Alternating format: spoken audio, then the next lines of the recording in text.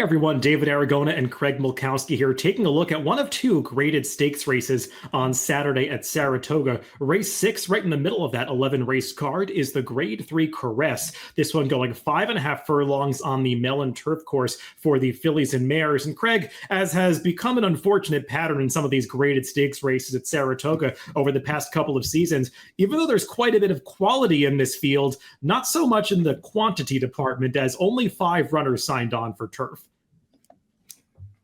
Yeah, that's I know we've had some short fields and some graded stakes, but for a 5.5 furlong sprint on the turf, this one really surprised me. And it's not like there's any real standout, so I'm not sure what's happening there. Maybe we just have a little too much turf sprint racing going on. Kind of a new thing with all these turf sprint stakes, but they seem to be maybe outgrowing the population. Yeah, and one real feature of this race that I think we have to discuss is just the general dearth of early speed, and you can really see that as we take a look at the Time for US pace projector for this race. Craig, I can't recall too many graded stakes turf sprints that get the no speed designation in Time for US. Yeah, I think that might be a grand total of 0 before this one. It's a race where maybe you could argue that Bubble Rock, the 2-horse, should be shown as a speed horse, but a lot of those times where she's tried to go wire to wire were in route races, so that's why she's listed as a more of a mid-pack or tracker type. But in a race like this, I'll be very surprised if she's not the early leader. Yeah, there definitely is not much pace signed on here, so it's probably going to turn into a sprint to the wire, and we'll see if that ultimately benefits a likely frontrunner like the number 2, Bubble Rock. Well, let's go through this field, Craig, mostly in post-position order, beginning with the number 1, Our Flash Drive. And this is a horse that has gotten into really good form for Mark Casse, especially since coming back off the layoff as a 5-year-old. She's maintained it since cutting back to shorter distances. Some people might remember she was actually a stakes winner at Saratoga last summer, going a mile in the De La Rose, and mostly competed in mile or longer races early in her career. But coming back to sprints really hasn't deterred her in 2 starts this season, one on the Tapeta surface, and then this race that we're looking at here, the Grade 2 Royal North, which she won pretty convincingly, going 6.5 on the turf at Woodbine. Does have to cut all the way back to 5.5 here, but at least she possesses some tactical speed and appears to be in good form. Yeah, you have to wonder if her rider, Dylan Davis, won't maybe go for the lead from that inside draw. As you see, she's shown some tactical speed in the past. You can't really argue with the form she's in. The only race that wasn't one of her best came in the Grade 2 Boston Spa against tougher competition over a good turf course. So she's in form. It's just a matter if she's good enough. Let's take a look at a couple of the fillies coming out of the Grade 3 Intercontinental at Belmont on June 9th. This was going 6 furlongs, and you could see Poppy Flowers going to tip out in the white cap there mid-stretch and just barely run down the early leader, Bubble Rock. And you could see Bubble Rock really had things her own way on the front end. Joel Rosario riding her very confidently until the final 1/8 of a mile here. But Poppy Flowers, she's got a big late kick when she's able to get that clear run through the lane, and she's just able to nail Bubble Rock in this tight finish. Yeah, it was an interesting race. I think it'll play out a little differently here. We saw the pace projector with Bubble Rock all by herself on the front end. You can see, even though none of the fractions are in red, she had to work for that early lead last time. That was at 6 furlongs. This is at 5.5. So I give her a bigger shot than she had that day. And she certainly has the speed figures to be a competitor in this group. Yeah, and as you said, even though she hasn't always been a front runner, she has used those tactics a number of times recently, mostly in longer races, but she did go to the lead at 6 furlongs last time. So just given the general lack of speed in this race, you imagine she's going to find herself on a clear early lead. And I'll be interested to see how new rider Flavien Prat plays it.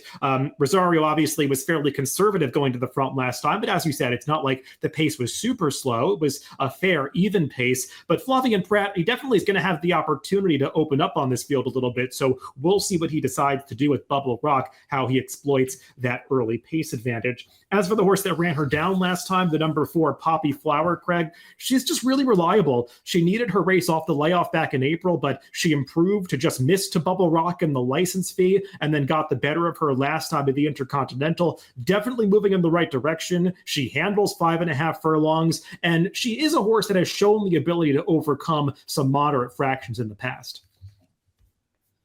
Yeah, and she will probably need to do that, as you've pointed out in some other videos. Is the reason we use the no speed label is sometimes it doesn't hurt these closers as much as it does in a race where you have legitimate front runners setting the pace, because they often get kept in the race and still have that potent late kick like she does. Her speed figures look a little light, but given the form she's in, she sure feels like a contender to me. It's just in these turf sprints, I think it's a little bit tougher for closers to get big numbers without a hot pace in front of them.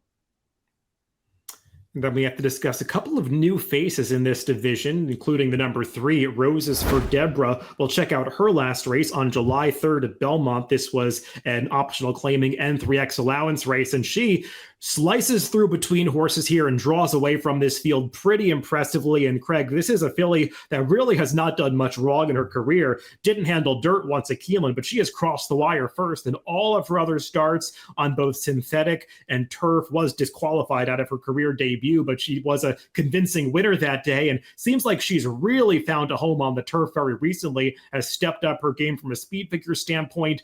Might have to run a little bit faster to beat this field, but you couldn't ask for her to be much more visually impressive in those last couple of races. No, you mentioned other than that dirt race, she's crossed the wire first. Not only has she crossed the wire first, she's crossed it without any company whatsoever. She's been clear at the wire every time by at least a couple lengths. So she will need to improve that speed figure. She does get a rider change to Irad Ortiz, so she probably won't offer the value that maybe she would have had she kept the same rider, but she's definitely a danger in here. With any improvement at all, she could be right there.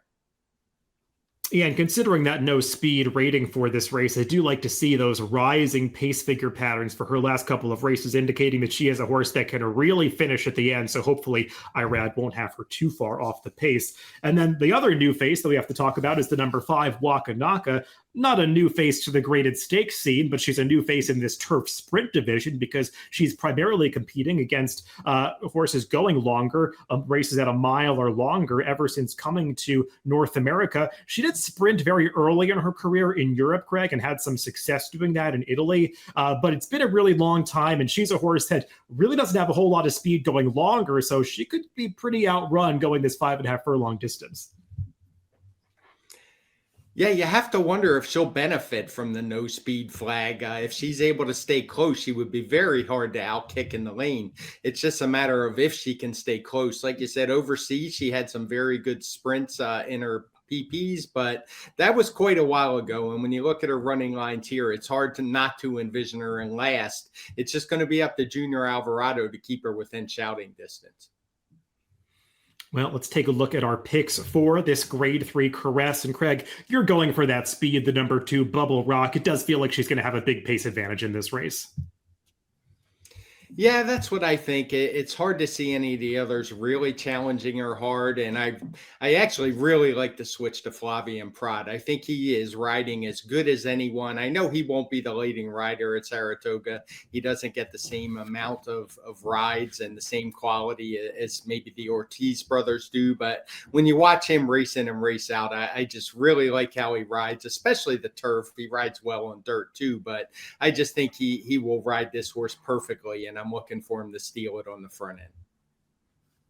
Yeah, I'm going to fall for that new face, the number 3, Roses for Deborah. I think she probably is going to take a lot of money in this race with that switch to Irad Ortiz, but I kind of feel like she's supposed to because she's been so impressive in those last couple of starts, and we've seen it time and time again, horses able to transition that allowance form to this graded stakes level in the turf sprint division, so I think it could be there for the taking for a really talented up-and-coming horse like the number 3, Roses for Deborah, so I'll take her, the number 2, Bubble Rock for Craig, and the grade 3 Caress on Saturday at Saratoga. Good luck if you're playing the races this weekend.